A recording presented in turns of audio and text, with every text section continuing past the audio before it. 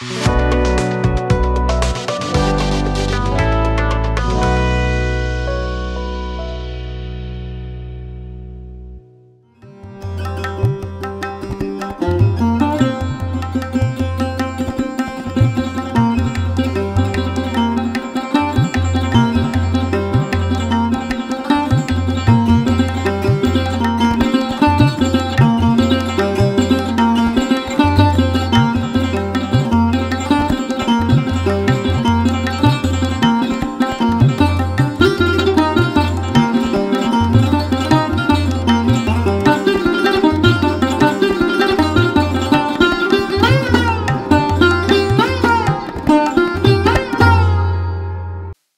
जीशु ख्रीस्ट अति बहुमूल्य नाम संपर्क इंडिया द्वारा प्रस्तुत कार्यक्रम नुआ सकाल आशार आज अध्याय मुझे स्वागत जनाए। प्रभु आपण प्रत्येक को बाहुल्य रूपे आशीर्वाद करूँ। आज जो प्रसंग में आम प्रभु वाक्य आलोचना करवा आलोच्य प्रसंग होची आउ क्रंदन नहीं, आउ क्रंदन नहीं। गोटे समय पर्यंत आपण कांदिबे, विलाप करिबे, अश्रु बहिब, आपण दुखरे रहिबे, कष्ट रहिबे, सेटा को कहीं दुख दूर करि पारिबनी।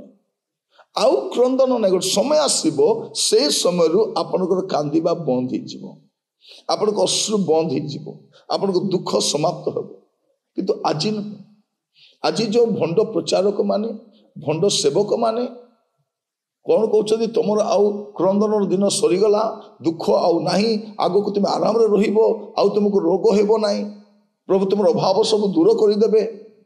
आपण ए प्रकार भ्रांत शिकार हुंतु नहीं।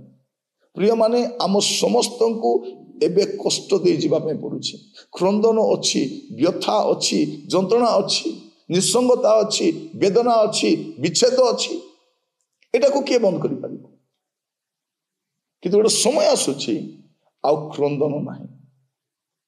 जिसाई भविष्यत वक्ता पुस्तक 25 अध्याय तार 8 पद लिखा जाउछि, से मृत्यु को अनंत काल निमंते ग्रास करी अछंती। हालेलुया। रे समय आसीबो कौन करिबे प्रभु? से मृत्यु को अनंत काल निमंते ग्रास करी अछंती। और प्रभु सदा प्रभु समस्तଙ୍କ मुखरु लोतक जल पोछि देबे।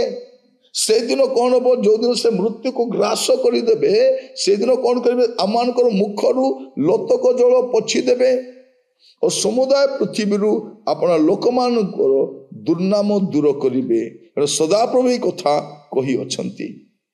से दिन पर्यंत दुर्नाम रहिथिबो, से दिन पर्यंत कष्ट रहिथिबो, से दिन पर्यंत समस्या रहिथिबो, आउ ताकू आपण माने सामना करी आगो को जीवा पय पड़िबो। मोर प्रिय भाई बहनी माने प्रभु आमान को अनुग्रह करंतु। आज वाक्य सुनिबा समय रे आमे समस्त मन रखिबा आउ क्रंदन नाही। गोटे समय आसीबो से समय परे आउ क्रंदन रहिबो नाही। मोर प्रिय भाई भौणी माने से दिन पर्यंत क्रंदन रहिथिबो, विलाप रहिथिबो, वेदना रहिथिबो, निसंगता रहिथिबो, समस्या रहिथिबो, लोक माने आपन को कष्ट दउथिबे। गोटे समय आसीबो से कौन करिबे? से मृत्यु को सदाकाल निमंते ग्रास करी अछंती। आ प्रभु सदा प्रभु समस्त को मुखरु लोतक जल पोछि देबे। आउ से दिन ख्रीष्टाश्रित लोक मानकर जीवन रे आउ क्रंदन कि व्यथा कि वेदना आउ हबो नाही।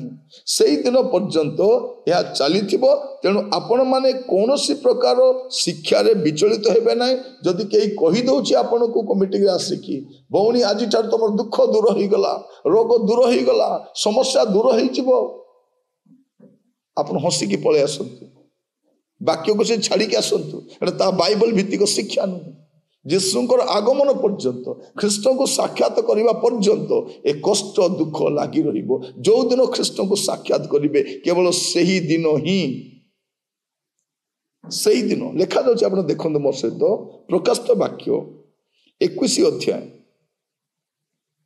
तार 4 पद। पुणी ईश्वर स्वयं सेमानक संगरे रहिबे और सेमानकर चक्षुर समस्त अश्रुजल पोछि देबे। को दिन? जो दिन प्रभु आम सहित रहिबे आ आमे प्रभु सहित रहिबा। ईश्वर स्वयं सेमानक संगरे रहिबे और सेमानक चक्षुर समस्त अश्रुजल पोछि देबे।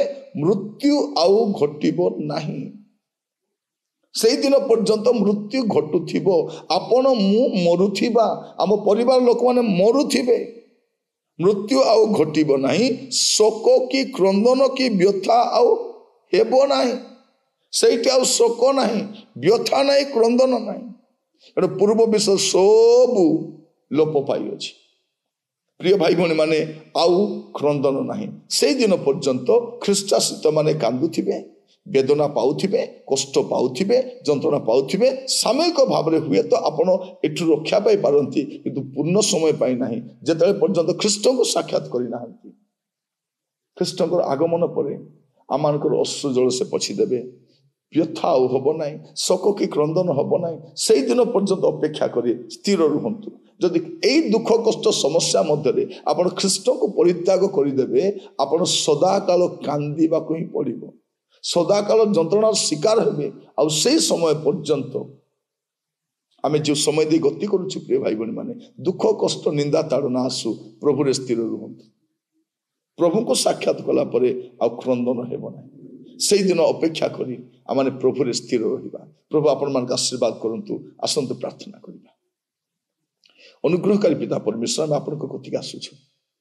ପ୍ରଭୁ, ଏଇ ଦିନ ମାନଙ୍କରେ ଅନେକ ପ୍ରକାର ଭ୍ରାନ୍ତ ଶିକ୍ଷା, ଭ୍ରାନ୍ତ ମତ ଖ୍ରୀଷ୍ଟ ବିଶ୍ୱାସୀ ମାନଙ୍କୁ ବିଚଳିତ କରୁଛି। ପ୍ରଭୁ ଦିନ ଆସୁଛି, ସେଇଦିନ ପର୍ଯ୍ୟନ୍ତ ଆମମାନଙ୍କୁ କ୍ରନ୍ଦନ, ବ୍ୟଥା, ସମସ୍ୟା, ତାଡ଼ନା, ଅପମାନ ଦେଇ ଯିବା ପାଇଁ ପଡ଼ିବ। କିନ୍ତୁ ଖ୍ରୀଷ୍ଟଙ୍କୁ ସାକ୍ଷାତ କଲା ପରେ, ଆପଣଙ୍କ ଉପସ୍ଥିତିକୁ ଆମେ ନିଆଗଲା ପରେ, ପ୍ରଭୁ ଆଉ ଅଶ୍ରୁ ଜଳ ବହିବ ନାହିଁ, ଶୋକ କି କ୍ରନ୍ଦନ କି ବ୍ୟଥା ହେବ ନାହିଁ। ଏହି ଭରସାରେ ଆଜିର କଷ୍ଟ, ଦୁଃଖ, ନିନ୍ଦା ସହିବା ପାଇଁ ସାହାଯ୍ୟ କର। ପ୍ରତ୍ୟେକଙ୍କୁ ବାହୁଲ୍ୟ ରୂପେ ଆଶୀର୍ବାଦ କର। ଆପଣଙ୍କ ଦାସ ଭାବରେ ପ୍ରାର୍ଥନା କରୁଛି ପ୍ରଭୁ, এই ବାକ୍ୟକୁ ଶିରୋଧାର୍ଯ୍ୟ କରି ପ୍ରତିଟି ପରିସ୍ଥିତିରେ ଆପଣଙ୍କଠାରେ ସ୍ଥିର ରହିବା ପାଇଁ ସାହାଯ୍ୟ କର। ପ୍ରାର୍ଥନା ଶୁଣିଥିବାରୁ ଧନ୍ୟବାଦ। ଆଦର ମହିମା ଗୌରବ ଆପଣଙ୍କୁ ଦେଇ ପ୍ରାର୍ଥନା ମୋର ପ୍ରାଣର ପ୍ରିୟ ଯୀଶୁଙ୍କ ନାମରେ ମାଗିଲି, ଆମେନ୍। ପ୍ରଭୁ ଆପଣମାନଙ୍କ ପ୍ରତ୍ୟେକଙ୍କୁ ବାହୁଲ୍ୟ ରୂପେ ଆଶୀର୍ବାଦ କରନ୍ତୁ। ପ୍ରଭୁ ଅନୁଗ୍ରହ କଲେ ଆସନ୍ତାକାଲି ନୂଆ ଅଧ୍ୟାୟରେ ଜଡ଼ିତ ହେବା। ବିଦାୟ ଦିଅନ୍ତୁ। ନମସ୍କାର।